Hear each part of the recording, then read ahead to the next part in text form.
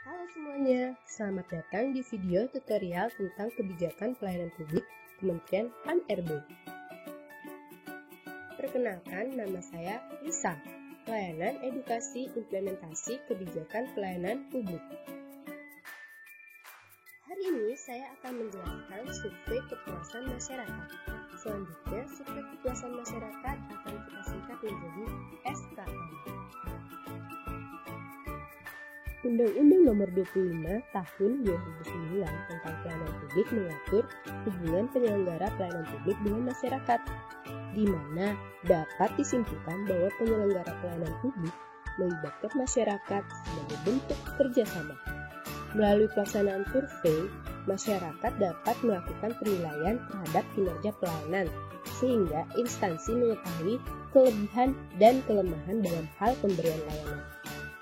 Selain diatur di dalam Undang-Undang Pelayanan Publik, secara teknis pelaksanaan survei kepuasan masyarakat diatur dalam kebijakan khusus melalui Permen PAN-RB Nomor 14 Tahun 2017 tentang pedoman penyusunan kepuasan masyarakat unit penyelenggara pelayanan publik. Melalui kebijakan tersebut ditegaskan bahwa SKM merupakan bentuk kerjasama antara penyelenggara pelayanan publik dengan masyarakat dalam rangka melakukan penilaian kinerja pelayanan agar penyelenggara layanan dapat meningkatkan kualitas layanannya. Lebih lanjut dijelaskan dalam kebijakan tersebut. Pertama, SKM wajib dilakukan secara berkala minimal 1 kali dalam setahun. Kedua, wajib mempublikasikan hasil SKM dan menyampaikan laporan hasil SKM kepada Menteri PAN-RB. Ketiga, instansi dapat bekerja sama dengan lembaga lain yang memiliki kredibilitas dan reputasi. Dan keempat, instansi wajib melakukan evaluasi terhadap hasil SKM yang telah dilakukan. Mengapa survei perlu dilakukan? Survei bertujuan untuk mengukur tingkat kepuasan masyarakat sebagai pengguna layanan dan meningkatkan kualitas penyelenggaraan pelayanan publik. Sementara, sasaran dalam pelaksanaan SKM adalah 1. Mendorong partisipasi masyarakat dalam menilai kinerja pelayanan. 2. Meningkatkan kualitas pelayanan. 3. Mendorong inovasi pelayanan publik. 4. Mengukur tingkat kepuasan masyarakat. Agar dapat mencapai tujuan dan sasaran SKM, maka perlu diperhatikan 6 prinsip sebagai berikut. 1. Prinsip transparan. Hasil SKM harus dipublikasikan dan mudah diakses oleh seluruh masyarakat. 2. Prinsip partisipatif. Harus melibatkan peran serta masyarakat dan pihak terkait lainnya untuk mendapatkan hasil survei yang sebenarnya. 3. Prinsip akuntabel. Harus dapat dilaksanakan dan dipertanggungjawabkan secara benar dan konsisten kepada pihak yang berkepentingan berdasarkan kaidah umum yang berlaku. 4. Prinsip berkesinambungan.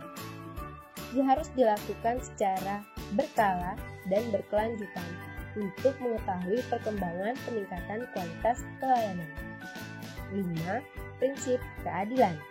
Harus menjangkau semua pengguna layanan tanpa membedakan status ekonomi, budaya, agama, golongan, dan lokasi geografis, serta perbedaan kapabilitas fisik dan mental. 6. Prinsip netralitas. Surveyor tidak boleh mempunyai kepentingan pribadi, golongan, dan tidak berpihak. Apa saja ruang lingkup SKM? 1. Persyaratan adalah syarat yang harus dipenuhi dalam pengurusan suatu jenis pelayanan, baik persyaratan teknis maupun administratif. 2. Prosedur adalah tata cara pelayanan yang dibakukan bagi pemberi dan penerima pelayanan termasuk pengaduan. 3. Waktu pelayanan. Jangka waktu yang diperlukan untuk menyelesaikan seluruh proses pelayanan dari setiap jenis pelayanan. 4. Biaya atau tarif adalah ongkos yang dikenakan kepada penerima layanan dalam mengurus dan atau memperoleh pelayanan dari penyelenggara yang besarnya ditetapkan berdasarkan kesepakatan antara penyelenggara dan masyarakat. 5. Produk spesifikasi jenis pelayanan. adalah hasil pelayanan yang diberikan dan diterima sesuai dengan ketentuan yang telah ditetapkan. 6. Kompetensi pelaksana adalah kemampuan yang harus dimiliki oleh pelaksana meliputi pengetahuan, keahlian, keterampilan, dan pengalaman. 7. Perilaku pelaksana adalah sikap petugas dalam memberikan pelayanan. 8. Penanganan pengaduan, saran, dan masukan adalah tata cara pelaksanaan penanganan pengaduan dan tindak lanjut. 9. Sarana dan prasarana adalah segala sesuatu yang dapat dipakai sebagai alat dalam mencapai maksud dan tujuan. Prasarana adalah segala sesuatu yang merupakan penunjang utama terselenggaranya suatu proses, yakni usaha, pembangunan, proyek. Sarana digunakan untuk benda yang bergerak, misal seperti komputer dan mesin, dan prasarana untuk benda yang tidak bergerak, seperti gedung. Hasil pelaksanaan SKM dapat dimanfaatkan untuk 1. Mengetahui kelemahan dan kekuatan unit penyelenggara pelayanan. 2. Mengetahui kinerja penyelenggara secara periodik. 3. Bahan penetapan kebijakan dalam perbaikan pelayanan. 4. Partisipasi aktif masyarakat dalam penyelenggara pelayanan publik. 5. Memacu persaingan positif antar unit penyelenggara pelayanan. Selanjutnya, kita akan membahas periode dan metode dalam pelaksanaan survei. 1. Survei dilakukan secara periodik minimal 1 kali dalam 1 tahun, atau 6 bulan sekali, atau 3 bulan sekali, atau setiap bulan. Mengapa? Untuk mengetahui tren tingkat kepuasan masyarakat terhadap pelayanan yang diberikan oleh instansi. 2. Dalam melakukan survei secara periodik, dipergunakan metode penelitian kualitatif untuk memperoleh penjelasan secara mendalam mengenai kualitas pelayanan publik melalui pengumpulan data sedalam-dalamnya, yaitu data persepsi masyarakat terhadap pelayanan publik yang mereka terima. Langkah-langkah dalam pelaksanaan SKM ada 5, yaitu 1. Persiapan, 2. Pengumpulan data, 3. Pengolahan data, 4. Penyusunan laporan, dan yang kelima, penyampaian laporan. Mari kita bahas satu persatu. Langkah pertama adalah persiapan. A. Penetapan pelaksana. Survei dapat dilaksanakan sendiri oleh instansi atau jika memiliki anggaran khusus, instansi dapat bekerja sama dengan pihak ketiga atau unit independen yang berpengalaman serta memiliki reputasi dan kredibilitas. B. Penyiapan bahan. Instansi perlu menyiapkan kuesioner yang sudah disesuaikan dengan kebutuhan instansi, menyiapkan bagian pengantar kuesioner sebagai dasar pelaksana survei, dan memeriksa kelengkapan peralatan dalam pelaksanaan survei. C. Penetapan responden dan lokasi pelaksanaan. Instansi perlu menentukan lokasi pelaksanaan survei. Selanjutnya, untuk dapat menentukan jumlah responden yang akan disurvei, instansi dapat menggunakan tabel Krejci dan Morgan. D. Penyusunan jadwal.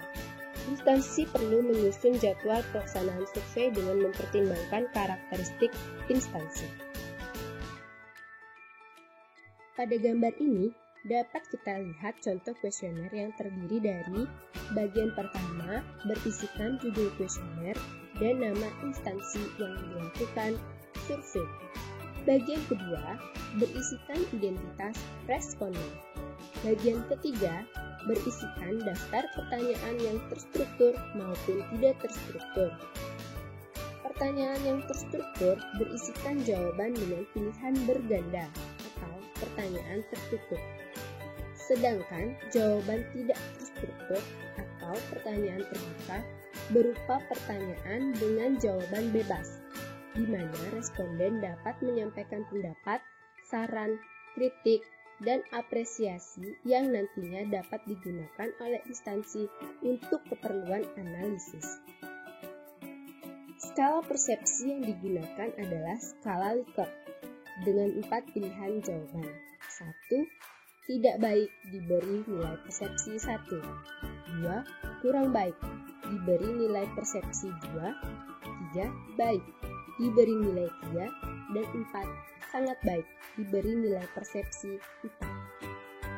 Pada gambar ini dapat kita lihat tabel Krejci dan Morgan yang berfungsi dalam menentukan sampel responden dari jumlah populasi. Untuk lebih jelasnya, silakan melihat lampiran Permentan nomor 14 tahun 2017. Mari kita melakukan simulasi dalam menentukan responden. Sebagai contoh, jika rata-rata pengguna layanan instansi A dalam setahun adalah 1.600 orang, berapa jumlah responden yang akan disurvei? Ya, benar sekali. Jumlah responden yang harus disurvei adalah 310 orang. Sangat mudah bukan? Agar dapat menentukan jumlah responden, kita hanya perlu melihat tabel Krejci dan Morgan. Langkah kedua, pelaksanaan pengumpulan data. A. Pengumpulan data. Instansi menyusun kuesioner dengan jumlah unsur maupun instrumen pertanyaan yang akan disurvei disesuaikan dengan jenis layanannya. B. Teknik survei yang digunakan. Dapat disesuaikan dengan kebutuhan dan kemampuan dari instansi. Secara umum, teknik survei dapat dilakukan melalui 1. Kuesioner dengan wawancara tatap muka. 2. Kuesioner melalui pengisian sendiri, termasuk yang dikirimkan melalui surat. 3. Kuesioner elektronik atau e-survey. 4. Diskusi kelompok terfokus. 5. Wawancara tidak terstruktur melalui wawancara mendalam. Pada gambar berikut dapat kita lihat contoh tabel pengolahan data hasil pelaksanaan survei. Langkah ketiga, pengolahan data. Seperti sudah dijelaskan di awal, ruang lingkup dalam SKM terdiri dari 9 unsur, di mana kita tidak hanya menghitung nilai SKM secara total, tetapi kita juga ingin mengetahui unsur mana yang baik, unsur mana yang masih memerlukan perbaikan. Pada contoh tabel pengolahan data berikut, bisa kita lihat bahwa jumlah responden sebanyak 3 orang dengan isian kuesioner mereka sebagaimana pada tabel. Untuk mengetahui nilai indeks kepuasan masyarakat atau IKM per unsur, yaitu nilai yang akan digunakan untuk mengetahui unsur mana yang sudah baik dan yang belum, diperoleh dengan mencari nilai rata dari seluruh jawaban responden pada setiap unsurnya, sehingga didapatkan nilai IKM per unsur yang nilainya dalam interval 0 sampai 4. Semakin tinggi nilai IKM per unsur, maka artinya semakin baik persepsi masyarakat terhadap unsur tersebut. Sedangkan untuk mengetahui skor kepuasan masyarakat secara total diperoleh dengan menjumlahkan jawaban atau nilai persepsi seluruh responden dari semua unsur, kemudian membagi hasil jumlah tersebut dengan jumlah responden yang dikalikan dengan banyaknya unsur pertanyaan. Selanjutnya, hasil tadi dikali dengan 25 untuk mengkonversi interval 1-24 menjadi interval 25 sampai 100. Makna atau kategori mutu dari setiap interval nilai, baik IKM per unsur maupun skor kepuasan masyarakat secara total, akan dijelaskan pada tabel selanjutnya.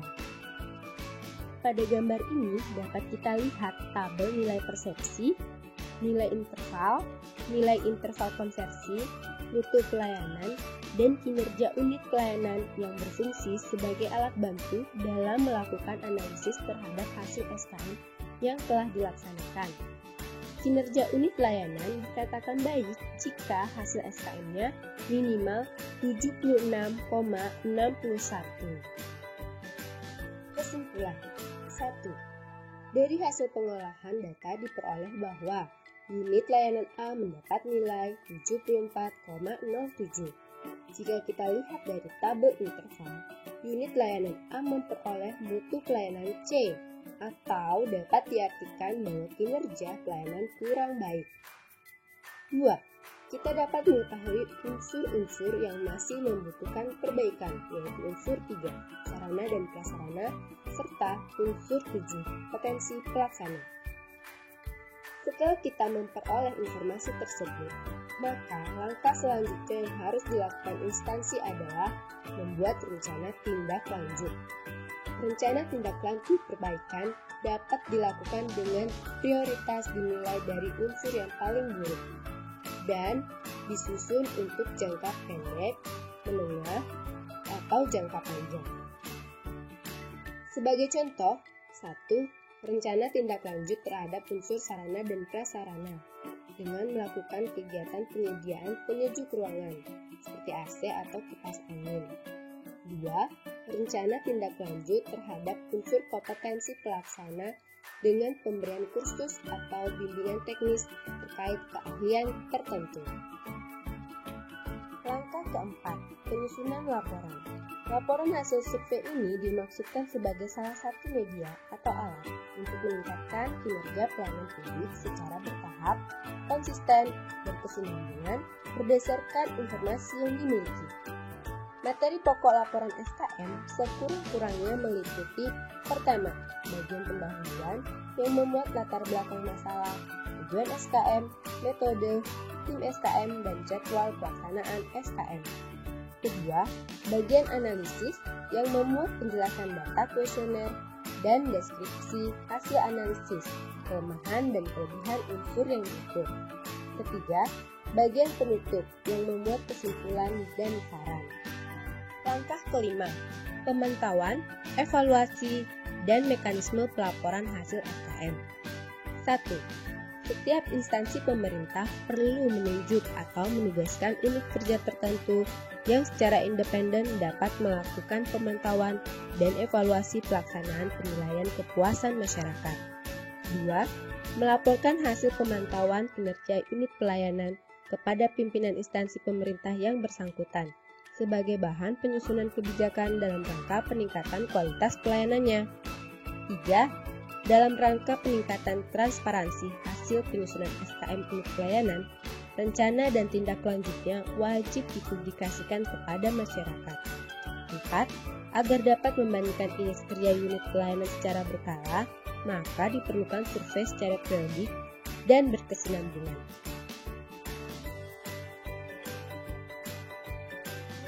Demikian penjelasan dari Lisa terkait survei kepuasan masyarakat. Semoga bermanfaat. Apabila ada pertanyaan, dapat ditanyakan langsung kepada Kedeputian Bidang Pelayanan Publik Kementerian PAN RB ya. Terima kasih.